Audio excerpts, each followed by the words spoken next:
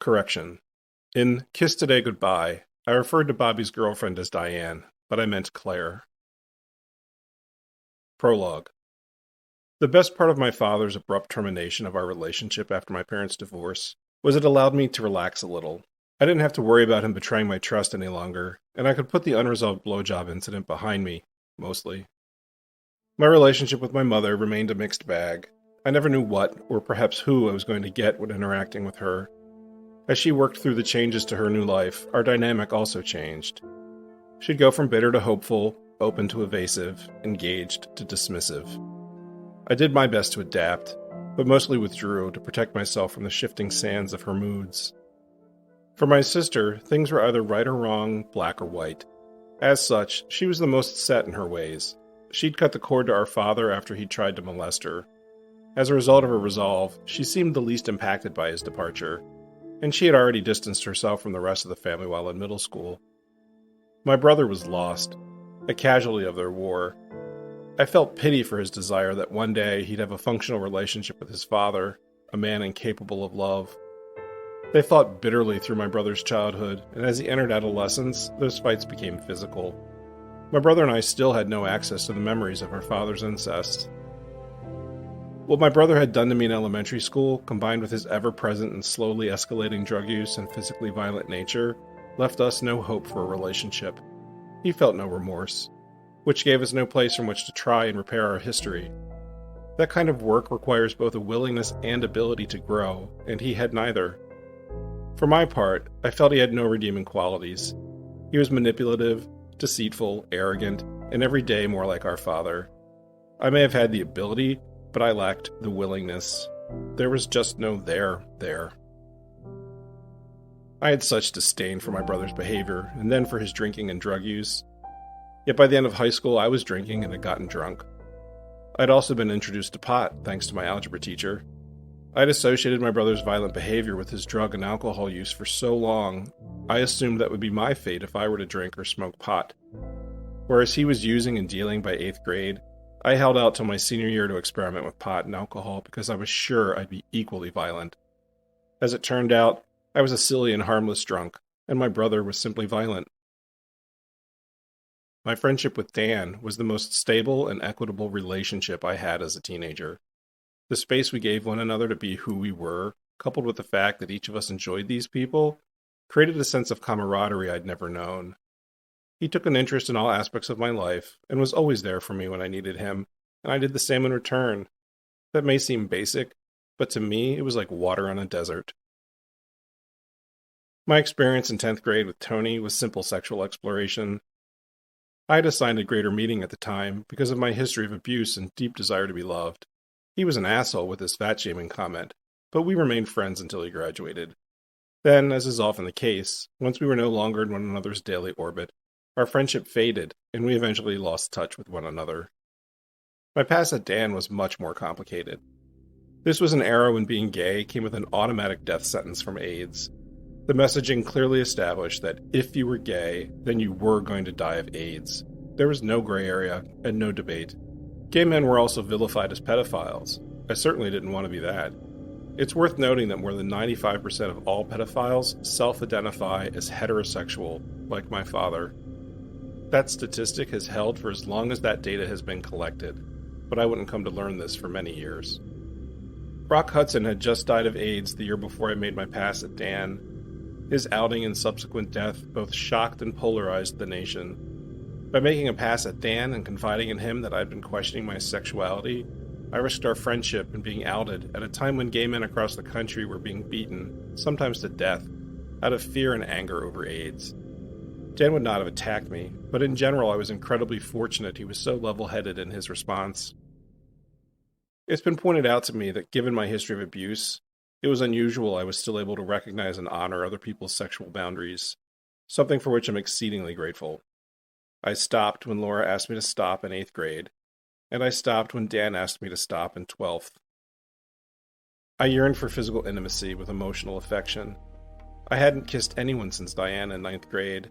I hadn't had any sexual contact of any kind with anyone since Tony, and that was entirely one-sided. The way Dan acknowledged and even appreciated my past in his way was the best possible outcome for our friendship, which survived. He clearly had a healthy sense of his own sexuality and self-image to have handled my past with such maturity and insight. We're all just humans being human. I mentioned in the last episode the time I was investing in a version of myself that didn't exist. I made that remark unscripted as I was recording, and it's stuck with me. I spent so much time and energy trying to be someone and something society and my parents wanted me to be, rather than being allowed to explore and discover who I actually was. I was trying so hard not to be me. I was the only one of my siblings to go to all of their school dances, homecomings, and proms. I'd forgotten until I listened to the episode that I also went to a second senior prom at another school with a girl from work. Such was my commitment to being what everyone else wanted me to be, anything but gay. My parents were great at building a brand for themselves for the world to see that had nothing to do with their authentic selves, and I was doing the same thing, creating a version of myself for the pleasure and acceptance of those around me. What I wouldn't give to have back the energy and time I invested in being that person that didn't exist. I can't help but believe my grades would have been better, and I would have been happier. I find as I talk about the painful parts of my history, and because I've done the work in therapy, I'm able to release a lot of things I've been holding on to. And in the void created by the letting go, other memories fill the space. As I listened back to my story of my math teacher's shameful treatment of me, I remembered the time my brother had her class. He had come home from school crying hysterically and begging our parents to take him out of math class. "I feel like I'm shackled in hell," he wailed. At the time, we all laughed at his anguish, which was cruel in its way, but such was our culture at home. I recently found myself feeling empathy for him on that particular front. Her class truly was hell, of a sort. I find myself wondering, what did she get out of treating children with such cruelty? Skyborn, Episode 10, Trojan Horse, by K.G. Lockrams. My application to the local community college was accepted. I qualified for financial aid and joined a work-study program in the college's computer lab. I saved enough money working at Kmart to buy my first used car, a 6-year-old beige Honda Accord. It had its faults. After I had it for a month, the back of the driver's seat failed. It wouldn't stay up, and given I did not have abs of steel, I learned the seat back was an important part of a car. I hadn't turned in my geometry book at the end of the year, in protest, and wedged it between the back of the driver's seat back and the base of the back seat, and then added a pillow behind my back. Not great, but it worked until I eventually convinced the Honda dealer that sold it to me to repair it. I had my own wheels and another step toward freedom. Anytime I had a full tank of gas, I felt unstoppable. Dan didn't go away to college. He was working full-time with his father in a lithographic shop. Now that we both had cars, we could go wherever, whenever we liked. We'd take day trips to the beach, theme parks, see concerts, or just take long drives through the many country roads in the area. I began working in the computer lab at the college that summer in advance of the fall semester. The county I grew up in had many faults, but it was beautiful. Its history was largely agricultural, and there were many rolling hills, crop farms, and wooded areas. Driving to the college those summer mornings offered breathtaking views as the sun burned the mist off the fields and meadows. The lab was run by an Asian American man around my father's age. Computer science was where I excelled, and working in the lab was a natural extension of my skill set. It was tame compared to Kmart. I didn't have to chase down anyone's children or clean up broken jars of pickled pig's feet. The assistant lab manager was a woman in her early 30s who was going through a divorce. She lived near me, and we'd occasionally carpool. We'd meet at her house, take her son to daycare, hit the local Dunkin' Donuts, and head to the campus for the day. There were 2 other aides, Ginger and Lance. Ginger was also in her 30s, and Lance was a year older than I. Ginger reminded me of a brunette, heavier-set Stevie Nicks, always dressed in flowing skirts with roach-clipped feathers and long hair. She was a hippie born about a decade too late. Lance was a year ahead of me in school, and something of a mystery. He rarely wore underarm deodorant and barely said 3 words in a day. When he did speak, he was incredibly funny. I went into that summer with a newfound sense of purpose and optimism. I had the best friend I'd ever had. I had a plan. I had a car. I got into college and secured the funds to make it happen. I felt as though I was finally in control of my life. Diane, who I dated briefly in ninth grade, became a very close friend of mine throughout the rest of high school. She'd always loved horses. She'd been riding for as long as I'd known her. The last time I rode a horse was with her in ninth grade. The county had an avid and long-established equestrian community and a dedicated horse track and fairgrounds, where Diane invited me to meet her one afternoon that summer after graduation. It was an absolutely beautiful day, and we walked the grounds among the crowds. "I have to confess something to you," she said. "What?" "I have a dual purpose for inviting you here. I want to introduce you to someone." She'd been dating this guy, Bill, since our junior year. I always felt he was abusive to her, more psychologically than physically as far as I knew. The guy was just a creep, and I hated seeing them together. She could do better. Hoping she had met someone new, I said, "Please tell me you finally broke up with Bill." "What? No! Bill and I haven't broken up. Why would you say that?" And as I opened my mouth to explain, she cut me off. "Let's not talk about Bill." We walked along in silence as she cleared my comments from her head. "As I was saying," she began, "I've noticed you haven't dated anyone since you and I split up, and I think you'll like this person." I was going to point out all the girls I'd taken to dances, but we both knew I hadn't dated any of them. "Diane, really, I appreciate it, but you don't have to play matchmaker for me." "Oh, there they are!" I followed her gaze, but no one jumped out at me. "Pip, over here!" And from behind a small group of people, a man, several years older than us, waved and started walking toward us. "Diane, what are you doing?" "Trusting a hunch." Pip arrived in front of us. "Kit, Pip. Pip, Kit." He offered his hand in a warm, toothy smile. "Hi," he said. "Diane tells me we have a few things in common." I took his hand and shook it. It was strong and calloused. I went to let go, and he held it just a moment longer than I expected, then released me. I felt myself flush. "I'll leave you two to it. Kit, find me in the stands when you're ready to go." And she melted into the crowd. Pip was very tan and clearly worked outside. He had straight brown hair with golden highlights from the sun. It was parted down the middle, with just a bit of a feather on either side. He had brown eyes, a strong nose, and a spade-shaped chin. His direct eye contact was mesmerizing. He reminded me of a young Jim Neighbors. Although I didn't remember him from high school, he had graduated with my sister when I was a freshman. "It's okay. I don't remember you either. I wasn't on campus much my senior year. I was doing work release." We walked around the fairgrounds and made small talk for about 15 minutes when he stopped and faced me. "Here's my number. Call me sometime." He pulled a scrap of paper out of his right front pocket. He'd written his number on it before coming over. He held it out to me with his right hand. I reached for it with mine. As I was about to take the slip of paper from him, he placed his left hand on the back of mine, holding my outstretched hand still in midair, and then placed his number in the palm of my hand with his right. The gesture left him holding my hand in his, in broad daylight, surrounded by people. I was transfixed, staring at our hands. Then he cleared his throat, and I looked him in the eyes. "Call me. I work at the fairgrounds, in the stables. I have access to them day or night." He paused, still holding my hand in his.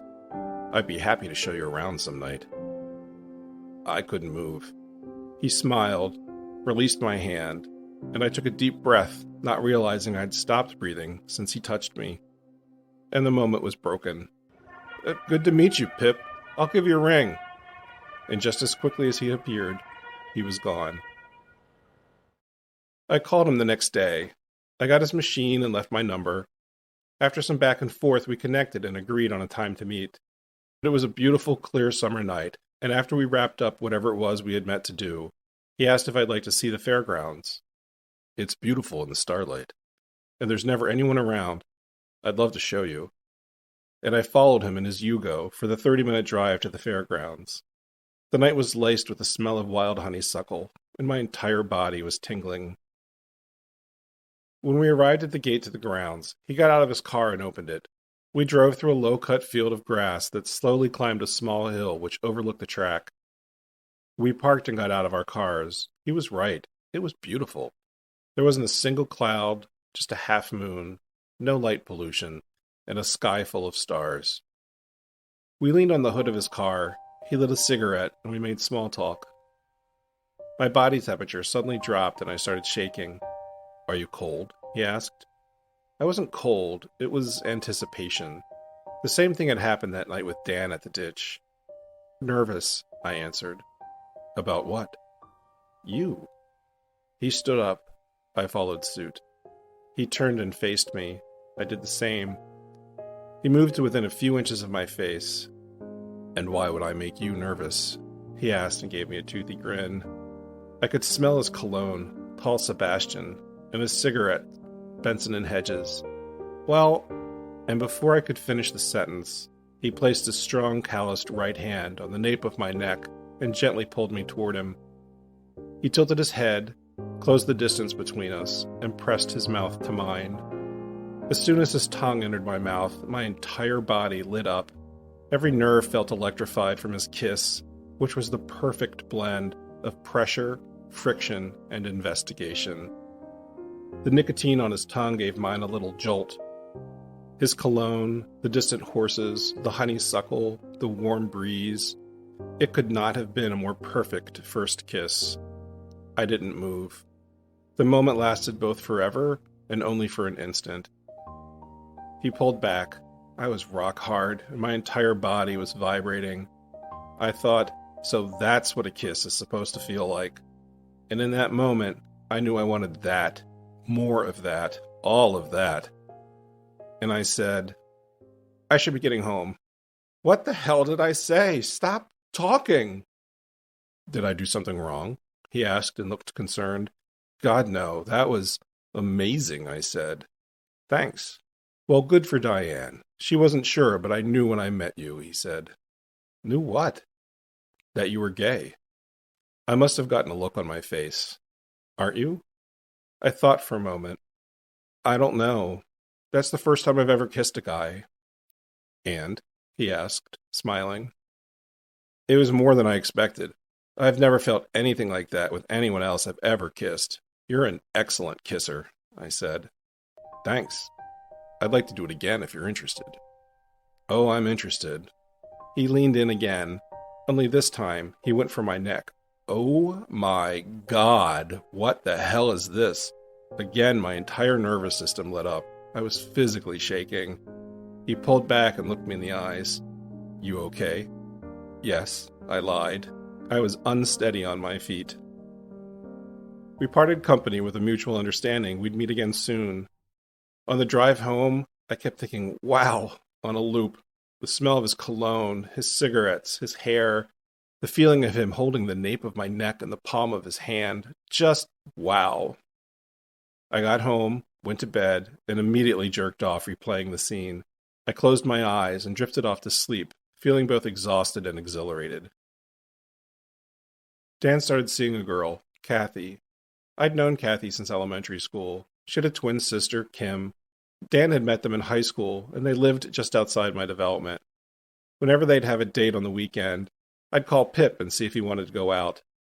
We'd see a movie or go to a local comedy club he liked.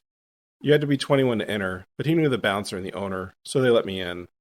He ordered a White Russian. The waitress set it down and retreated. "Do you want one?" he asked. "I'm only 18. "Oh, right, I forgot." He slid his drink to me and ordered another. Evidently, in the mid-1980s, comedy clubs were where to go if you wanted to drink under age. For our third date, he invited me to his place. He had a space in an old farmhouse not far from the fairgrounds. It was off Providence Road. I found that symbolic at the time and used to think, Providence led me to you. I arrived, and hanging out quickly turned into making out. He unbuttoned his shirt to his navel. He had the most beautiful chest hair I'd ever seen. His body was lean and strong from the stable work. "Take off your shirt," he said. I did. I was pale, completely smooth, and not at all well-muscled.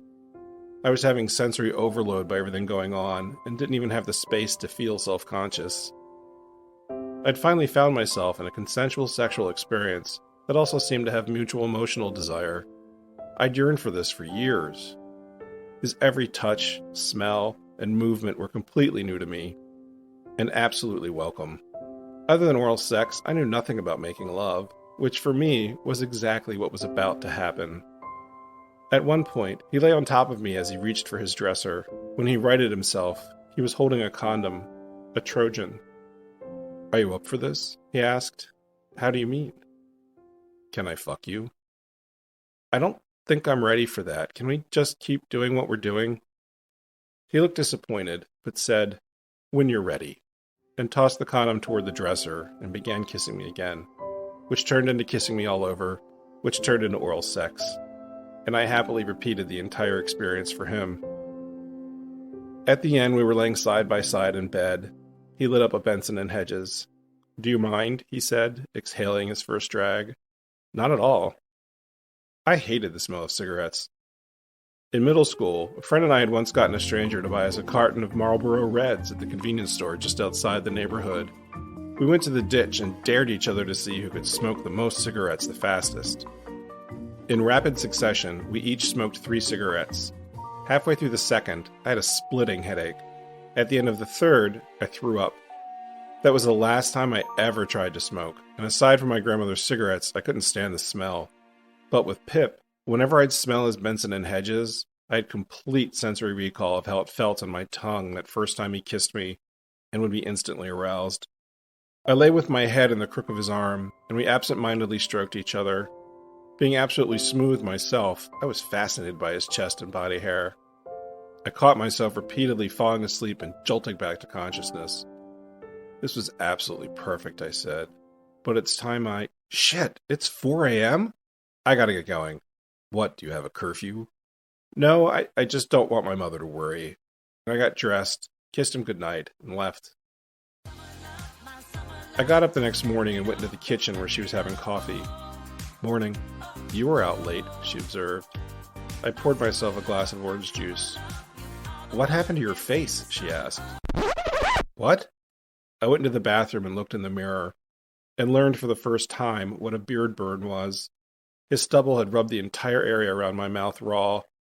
I also had a hickey, which thankfully she had not seen. As Dan and Kathy increased the amount of time they were spending together, so did Pip and I. It killed me not being able to talk to Dan about what I was experiencing. Pip and I had gotten together one afternoon, and then I met Dan to see a movie. As I walked up to him, he got this odd look on his face and said, "That's funny. Sometimes Kathy looks just like that after we've been making out." I put my hand over my mouth and could feel my skin was warm. "That is funny," I said. Having no facial hair myself, I did not know that this was a thing, and there was no way to hide it. There was also no way I was going to stop making out with Pip. Each time I met Pip at his place, at some point during sex, the condom would come out and he'd ask, "Are you ready?" Or some variation of that. Anal sex was taboo and a bridge too far for me. I don't think I'll ever be ready for that. And as soon as the words left my mouth, his energy level shifted, and he cut the evening short. "I've got to be at the stables at dawn tomorrow, so I'm going to have to say goodnight." And he sent me home. I didn't think much of it in the moment. It was a reasonable request. But when I called him the next time, it took him days to call me back. When I got his message, I immediately called him back and got his machine. And then it was 4 days until he called me back. And after my third call back, there was no return call from him. My sister had stayed near the university that summer. There was no family trip to see my grandmother that year, and instead our mother went by herself and left me home alone. My sister invited me up one night. I got to hang out with her friends, and we all scaled the fence of the grounds of a golf course that had a pond or a pool, I forget which. We all went swimming. It was the first time since we'd gone caroling as children that she and I had done anything together.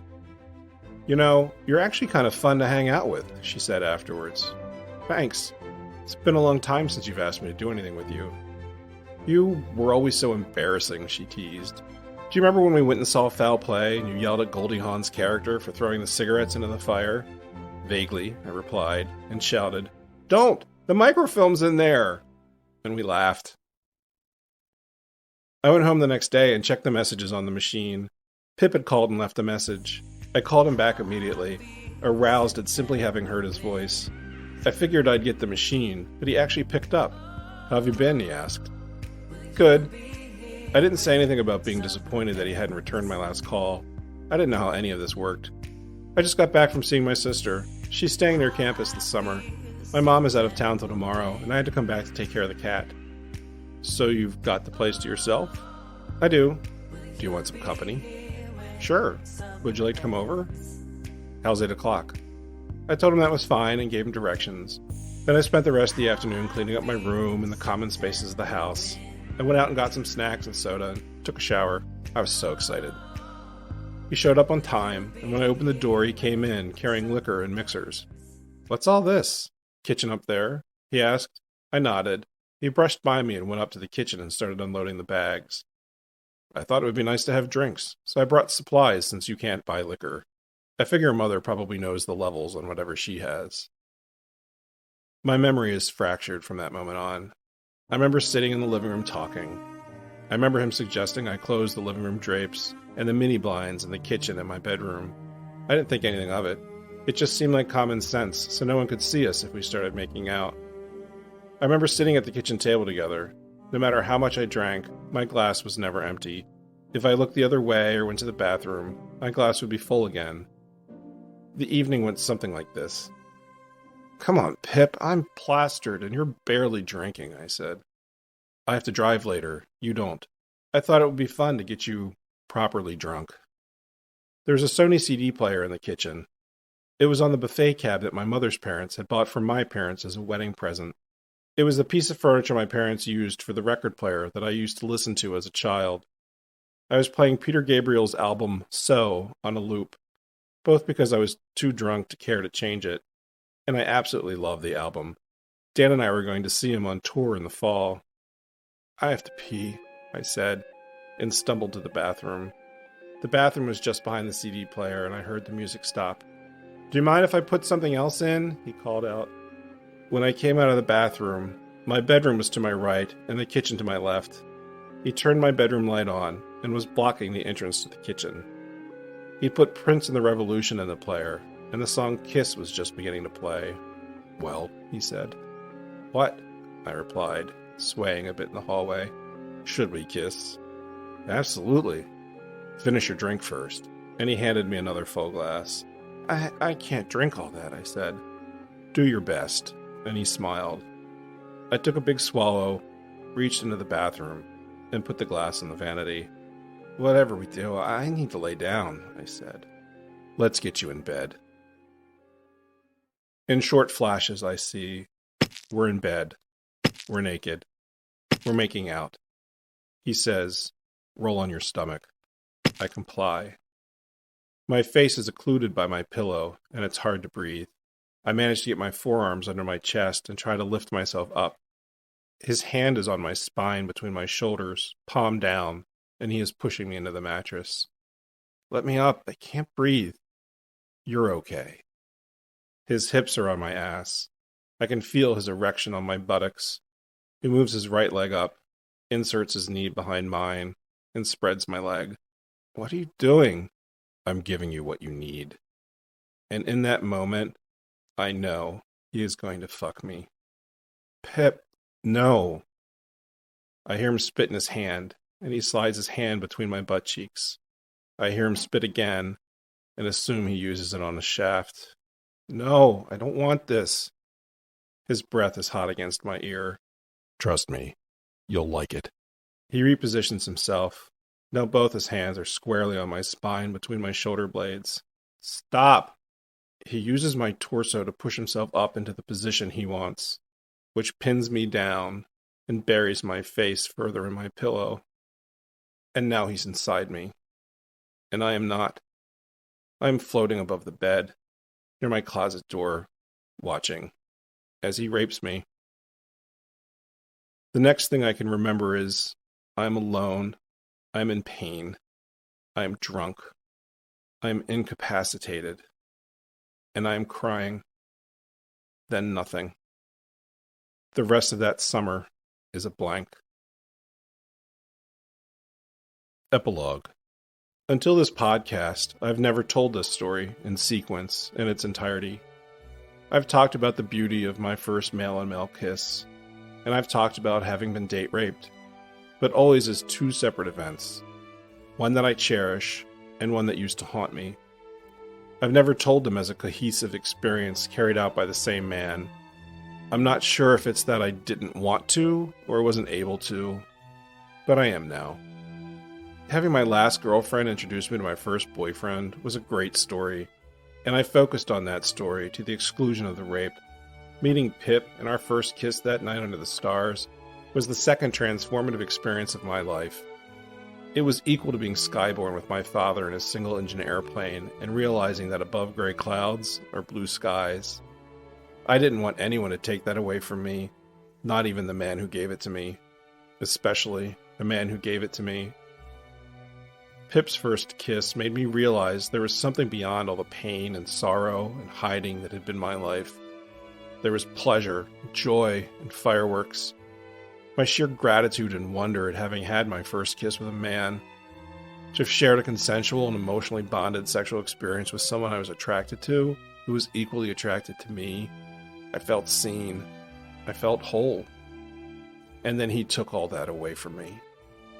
And I felt used, and stupid, and naive, and broken. I couldn't reconcile the two experiences, so I kept them segregated. I was 18 years old. I trusted someone who, in the end, had one agenda: to fuck me. I can't remember in much detail the agony of the aftermath, and for that, I'm grateful. AIDS kills fags dead. Had he used a condom? I didn't know. Was there evidence of one? I couldn't remember. I don't see how he could have both pinned me down and opened a condom wrapper one-handed. I've never been able to open a condom one-handed. When I push too hard to look for the memories, I start to get a headache. When I wrote this, I couldn't remember the year it happened. Like my brother's abuse, when he pimped me out to his friends, I'd made myself older. But when I reverse engineered the timeline, the age I thought I was didn't work. The people in my life were different at that age. I was no longer sleeping in the room where it happened. My mother wasn't away that summer. My sister had graduated college by then. As I excavated my life, I found a hole in my memory the summer after I graduated from high school. Based on how my dissociation works, that blank spot was my smoking gun. My sister was in the right place. My mother was in the right place. The people in my life were in the right place. And that was the bedroom I slept in. The fractured, disorganized, and missing memory is one of the hardest things to reconcile in severe trauma. If you're gay, you will die of AIDS. At the time, one had to wait 6 months before getting an AIDS test. Can you imagine? Any sooner and it could result in a false negative. The test had barely been released. When the time came, I had to drive over 60 miles to a metropolitan area health clinic that specifically served the gay community to even receive it. Thankfully, it was free and anonymous. For 6 months, I lived in fear that not only had Pip raped me, but had given me a death sentence. The ignorance and fear around AIDS at the time was palpable. Who could I have told? My mother? Dan? I literally had no one to talk to. My local police department wouldn't have even known what to do about it. Hell, it didn't even meet the legal definition of rape. At the time, the U.S. strictly defined a rape as a forcible penetration of a woman's vagina by a man's penis. Nothing else. Solely between a man and a woman. Solely between a penis and a vagina. The definition wasn't broadened until 2012, 26 years after my rape. Had I called the police, I would most likely have been harassed for the homosexual nature of the experience, as well as for drinking underage. The reality was, I still didn't know if I was gay. As beautiful as that first kiss with him had been, I still didn't want to be gay. I remained silent and carried the burden of it alone. Society has a bizarre and circuitous take on rape. I know of people who have told date rape survivors that it wasn't as bad as so-and-so. They were raped at gunpoint by a stranger, as if to say, get over it, or buck up. Rape is not a competition. Trauma is not pie. There's plenty of suffering for all humanity. If your empathy is somehow tied to someone's level of suffering, you may want to explore that. The simple reality is, no means no. No one should be forced to have sex. Not from someone you don't know, not from a family member when you're a child, and not from someone you're dating, who you told no because they were in the act of raping you. Someone will always have had it worse. but everyone could have it better.